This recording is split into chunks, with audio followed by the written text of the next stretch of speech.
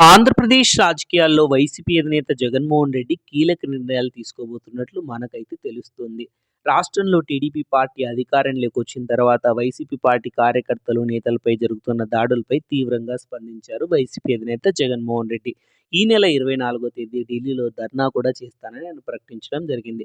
ఏపీలో రాష్ట్రపతి పాలన విధించాలని, రాష్ట్రంలో శాంతి భద్రతలకు విఘాతం కలుగుతుందని వైసీపీ నేతలతో పాటు వైఎస్ఆర్సీపీ అధినేత జగన్మోహన్ రెడ్డి కూడా కీలక వ్యాఖ్యలు చేయడం జరిగింది.